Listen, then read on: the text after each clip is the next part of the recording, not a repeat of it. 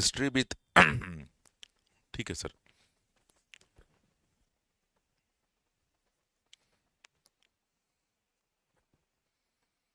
History with Anand sir में आपका स्वागत है।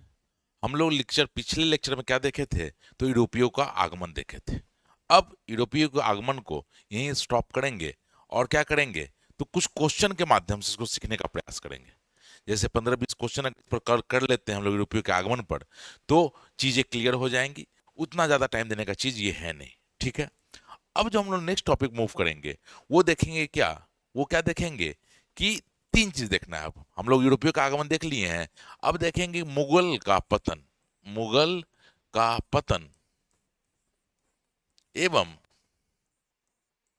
नवीन राज्यों का उदय। एवं नवीन राज्यों का उदय। नवीन राज्यों का उदय। अब समझ लीजिए, हम लोग जब बात कर रहे हैं मुगल का पतन एवं नवीन राज्यों का उदय, तो बेसिकली इसमें देखेंगे क्या, दो तीन चीज देखेंगे। पहला चीज सामने का प्रयास करेंगे, पहला चीज देखने का प्रयास करेंगे कि मुगल के पतन के बाद, मान लीजिए 1707 में औरंगजेब की मृत्यु हो जाती है। 1707 में, 1707 में, एक मिनट जरा इसको बड़ा करें हम।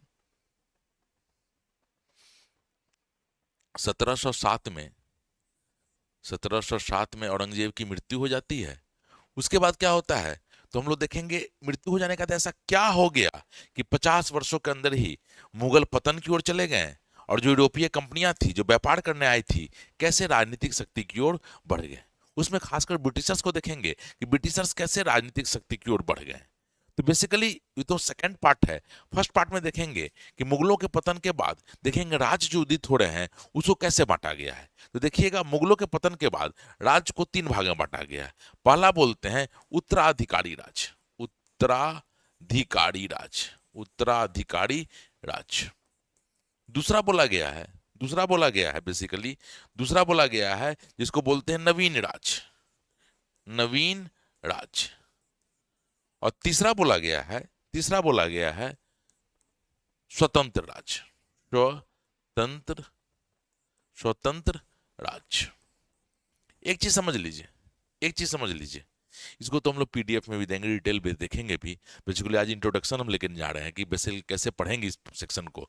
एक सेक्शन थोड़ा लंबा होगा और बच्चा के लिए जटिल भी होता है। तो सबसे पहले देखेंगे कि जो उत्तराधिकारी राज है वो कैसे बन रहा है। और उत्तराधिकारी राज के अंतर्गत कौन कौन आता है, तो अवध आता है, फिर देखिएगा बंगाल आता है और हैदराबाद आता है।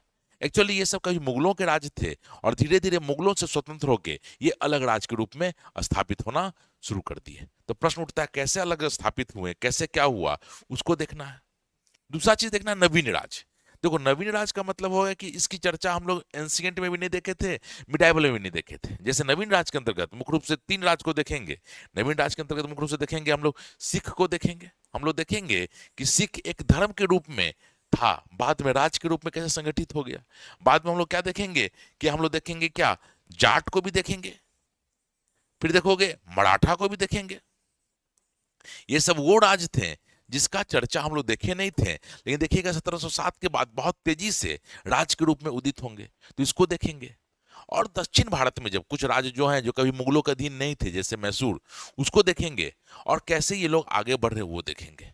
पहला पोर्शन हमारा ये रहेगा कि कैसे कैसे राज्य अलग हो रहे हैं, सबका अलग होने का तरीका अलग अलग है, सबका अर्थव्यवस्था अलग है, और सब अंततः क्या देखेंगे कि अंततः पतन की ओर कैसे चले गए।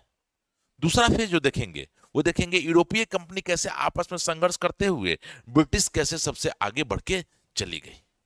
और तीसरा फेज देखेंगे जब एक इतिहास दृष्टिकोण से देखेंगे, जैसे साम्राज्यवादी इतिहासकारों ने क्या कहा कि प्लासी का युद्ध भारत में क्या है, आधुनिकता की शुरुआत है।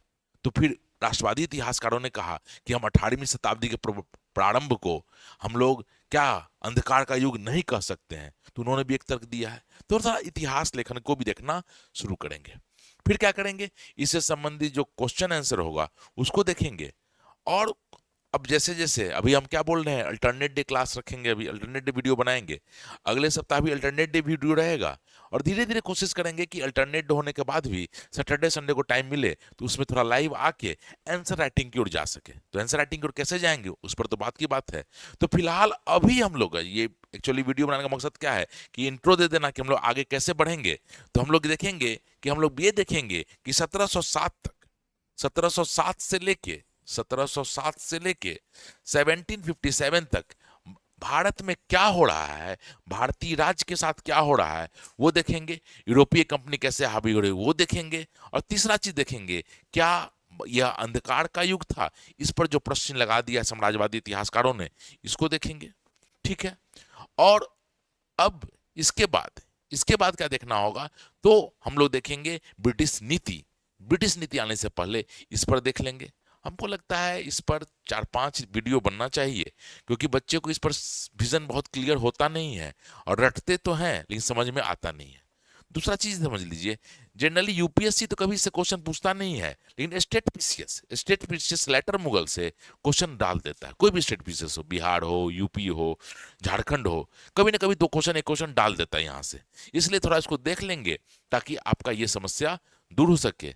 आज का वीडियो का मकसद बस एक इंट्रोडक्शन देना था कि हम लोग आगे कैसे बढ़ेंगे, और नेक्स्ट सप्ताह इसको लेके बढ़ेंगे। दूसरा चीज सजेशन जो आप लोग का लगा, कुछ लोगों ने हमको पर्सनली भी सजेशन किया कि सर थोड़ा वीडियो लंबा बनाइए, क्योंकि क्या होता है ना, कंटेंट छोटा रह जाता है।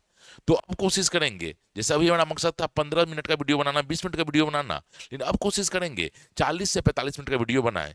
अब 1 घंटा का वीडियो भी नहीं बनाया जा सकता, 1.25 घंटा का, कि एक दिन उतना देखिएगा नहीं, और सारा का सारा डेटा आप मेरा ही वीडियो देखने के लिए यूज कर लीजिएगा, तो फिर बाकी क्या कीजिएगा। तो सच्चाई ये भी है।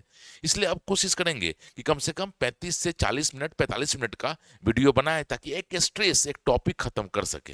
ठीक है, फिर धन्यवाद।